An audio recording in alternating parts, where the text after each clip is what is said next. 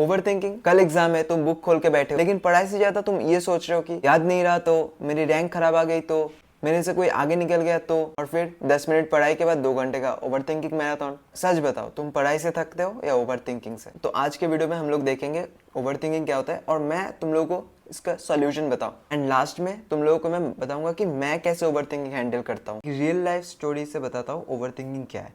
एक बच्चा था नीट एस्पिरेंट, उसने मॉक टेस्ट दिया, उसका है 600 मार्क्स। खुश होना चाहिए था, लेकिन उसने क्या सोचा, अगर मेन पेपर में मेरा इससे कम मार्क्स आ गया तो, मम्मी पापा डिसअपॉइंट हो गया तो, पेपर टफ आ गया तो, अगर ड्रॉप लेना पड़ गया तो, क्या उसका रिजल्ट बदला? नहीं, उल्टा क्या हुआ कि वो 3 दिन और पढ़ ही नहीं पाया।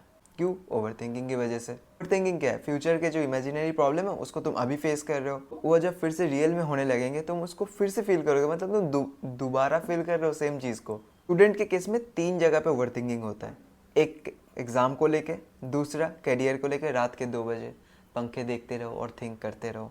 वो थिंकिंग खत्म ही नहीं होता, होते ही जाता है, 3 बज गए 4 बज गए, नींद ही नहीं आता। और तीसरा है रिलेशनशिप में, दिमाग एक प्रॉब्लम सॉल्व करता है, दूसरी क्रिएट करता है, फिर तीसरी, और तुम बस उसके स्लेव बनते जाते हो। सवाल ये है कि इससे निकले कैसे। यू कैन नॉट स्टॉप, कुछ भी कर लो, but you can stop entertaining them. मैं तुम्हें 3 प्रैक्टिकल सॉल्यूशन देता हूँ। First one is rule of 10-10-10। खुद से पूछो, क्या ये प्रॉब्लम 10 दिन बाद मैटर करेगी, 10 महीने बाद, 10 साल बाद?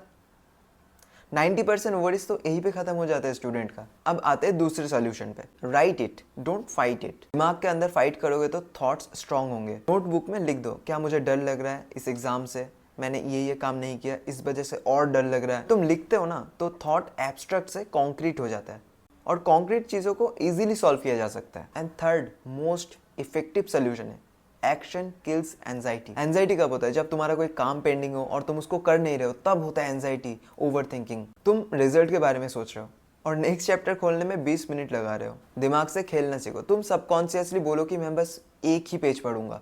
कुछ ना कुछ एक्शन लो, छोटा सा भी होगा फिर भी चलेगा, लेकिन एक्शन लो। मैं भी बहुत बड़ा ओवर थिंकर हूँ, इससे ज़्यादा ओवर थिंकिंग कर ही नहीं सकते। मैं एक काम को करने से पहले 10 बार सोचता हूँ। इसका फर्स्ट इंटरनल था और मैंने कुछ सही से नहीं पढ़ा था, तो मुझे बहुत ओवर थिंकिंग हो रहा था। मैं रात को सो नहीं पा रहा था। तो फिर मैंने एक चीज़ नोटिस किया कि अभी मेरे हाथ में क्या है। वो था थोड़ा थोड़ा करके पढ़ते जाओ। मेन बात यह है कि मैं एक्शन नहीं ले रहा था। तो मैंने क्या किया, तुरंत फ़ोन साइड में रखा, 25 मिनट का अलार्म लगाया और ब्रेन को एक टारगेट दे दिया। बस अगर तुम ब्रेन को टारगेट नहीं दोगे ना, तो तुम्हें वो कुछ भी डिजास्टर मूवी दिखा देगा। मैंने खुद बॉम्बे वेलवेट देखा है।